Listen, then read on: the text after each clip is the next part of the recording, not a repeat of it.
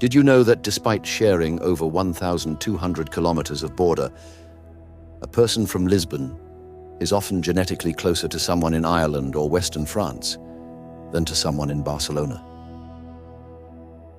It sounds like a geographical error. They share the same peninsula, a similar climate, and a history of Roman and Moorish rule. But the DNA tells a story that the maps don't. While Spain is a complex mosaic of Mediterranean, continental, and Basque influences, Portugal has evolved as a genetic island for nearly 1,000 years. This isn't just about culture or language. It's about ancient Ice Age refugees, the unique kingdom of the Suebi, and a 900-year-old border that acted as a biological filter. Today, we are cracking the code. Why are the Portuguese and Spanish so different under the skin?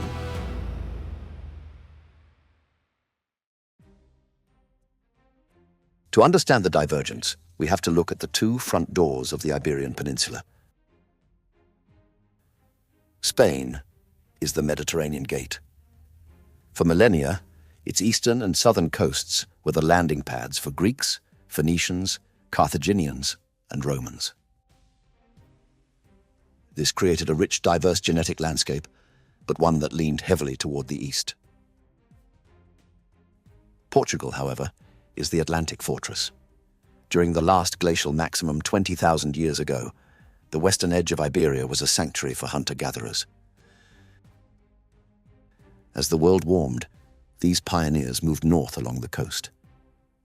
This created what scientists call the Atlantic facade.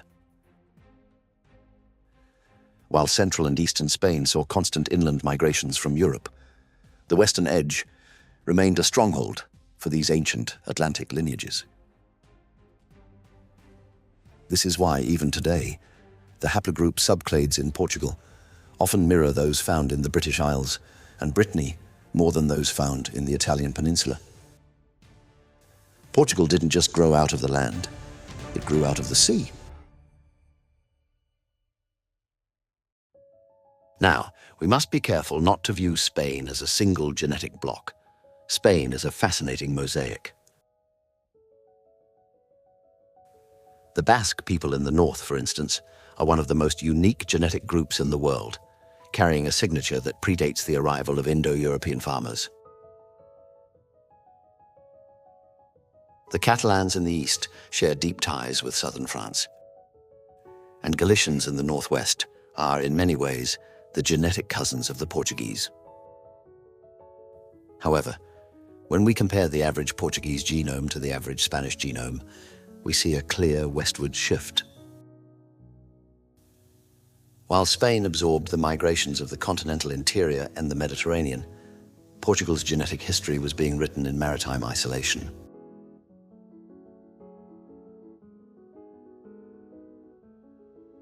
After the fall of Rome in the 5th century, Germanic tribes flooded into the Iberian Peninsula, reshaping its demographic landscape forever. Most people have heard of the Visigoths, who eventually ruled almost all of Iberia and established their capital in Toledo. But in the northwest, modern-day northern Portugal and Galicia, a different, smaller, and often overlooked tribe settled: the Suebi. The Suebi were originally from the regions around modern-day Germany and Central Europe.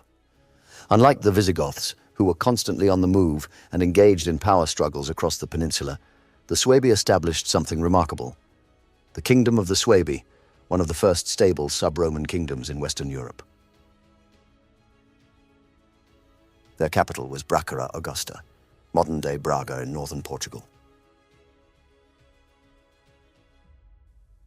For over 170 years, from approximately 409 to 585 AD, this kingdom maintained a distinct identity, separate from the Visigothic south. And this separation matters genetically. While the Visigoths eventually assimilated broadly across the peninsula, the Suebi left a concentrated genetic footprint in the northwest. Northern Portugal holds a clear Scandinavian signal. Markers like I1 and R1BU106 aren't just data points. They are the genetic signature of those who arrived, settled, and remained.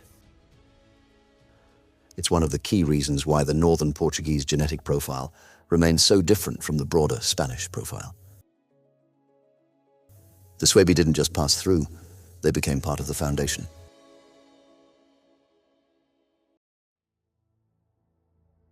One of the most surprising and often misunderstood findings in modern Iberian genetics is the legacy of the Moors. Both Portugal and Spain were ruled by Islamic caliphates for centuries. The Moors arrived in 711 AD and controlled large parts of the peninsula for over 700 years in some regions. But here's the paradox that surprises many people. North African genetic markers are often higher in Portugal than in many parts of Spain, including areas like Andalusia that were under Moorish rule for much longer, sometimes until 1492. Why would this be the case? The answer lies not in how long the Moors stayed, but in what happened when they left. The nature of the Reconquista, the Christian reconquest, was fundamentally different in the two countries. In Spain, as Christian kingdoms like Castile and Aragon took back territory, they often expelled or displaced local populations entirely, especially during the final stages of the Reconquista in Granada in 1492. The Spanish Inquisition further intensified this process, forcing conversions and expulsions of Muslims and Jews throughout the 15th and 16th centuries. In Portugal, however, the process was more gradual and involved significantly more integration. As the Portuguese crown moved southward from its base in the north, instead of total replacement, there was substantial mixing between the local Ibero-Roman populations and the established North African and Moorish communities.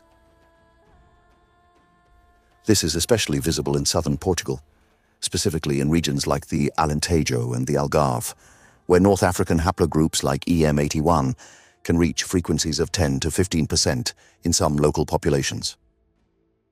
This created a unique Western Mediterranean genetic signature that is quite different from the genetic landscape of eastern Spain, where the replacement was more complete.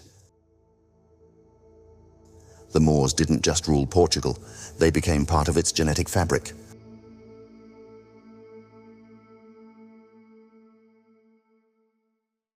Scientists compared DNA passed down from both parents from the father's line and from the mother's line. When they do this, the differences between Portuguese and Spanish populations become statistically clear. First, primary ancestry. Portugal clusters as Atlantic Iberian. This means Portuguese people show a stronger genetic connection to populations along the Atlantic coast, places like Ireland, Brittany, and Western France. Spain, on the other hand, is Mediterranean Iberian, with deeper ties to southern France, Italy, and the eastern Mediterranean. Second, North African influence. Here's where it gets interesting. Portugal generally shows higher levels of North African ancestry, between 5% and 12%, depending on the region, with the highest percentages in the south. In Spain, this number is more variable and often lower, except in specific areas like Andalusia. Third, Germanic markers. Portugal has a concentrated Suebi Northern European signature in the north. Haplogroups like I1 and R1BU106 appear at around 5 to 8% in northern Portugal. Spain, by contrast, has a broader but more diluted Visigothic influence spread across the entire peninsula. Fourth, Mediterranean input. Spain received significantly more East Mediterranean DNA from ancient Greek colonies, Phoenician settlements, and Byzantine traders, especially along the eastern and southern coasts. Portugal, sitting on the Atlantic edge, received far less of this influence. And fifth, Celtic roots. Both nations share Celtic ancestry, but Portugal, especially in the north and center, shows a direct continuity with ancient pre-Roman populations like the Lusitanians and Galaeti. This creates a genetic bridge to the ancient Atlantic world that is much less pronounced in Mediterranean Spain. These aren't small differences. When you plot Portuguese and Spanish individuals on a genetic map of Europe, They cluster into distinct groups, even though they share a border.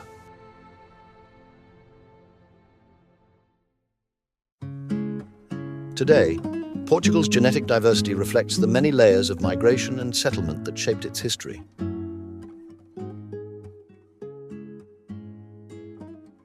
Northern Portugal, particularly regions like Minho, show strong influences from Celtic and Germanic populations.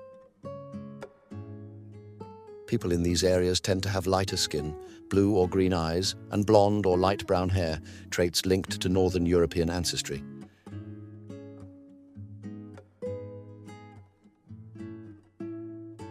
Rural northern regions tend to have more genetic continuity with these ancient groups, whereas urban centers in the north have experienced more recent genetic input.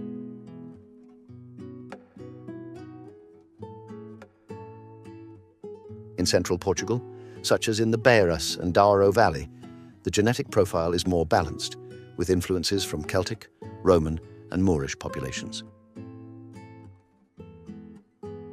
Genetic studies show that people in central Portugal have a wide range of physical traits, from light skin and eyes in the north to darker Mediterranean features further south.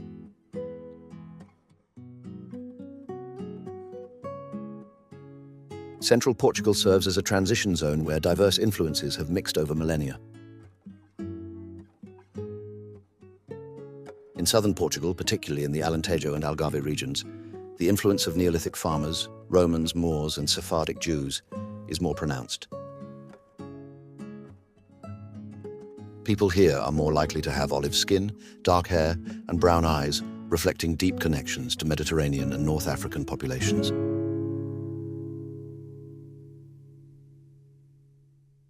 Portugal established its borders in 1139. For nearly 900 years, a raia, the border, has remained one of the most stable in the world. While Spanish kingdoms were constantly merging and splitting, Portugal remained unified, looking outward to the Atlantic.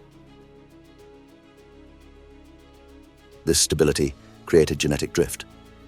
For 9 centuries, the Portuguese became a tighter genetic family, descendants of Ice Age Atlantic pioneers, influenced by the Suebi, shaped by an integrated Moorish past, and refined by a millennium of independence. Today, when you walk through Lisbon or Porto, you're walking through a living history book. Every face is a chapter reaching back to the Ice Age. If you found this fascinating, you need to check out our other DNA deep dives. We've already covered Portuguese DNA, Spanish DNA, Irish, British, German ancestry, and the Atlantic connection. Hit that like button, subscribe, and drop a comment. Which genetic mystery should we solve next? Until next time, keep exploring the genes.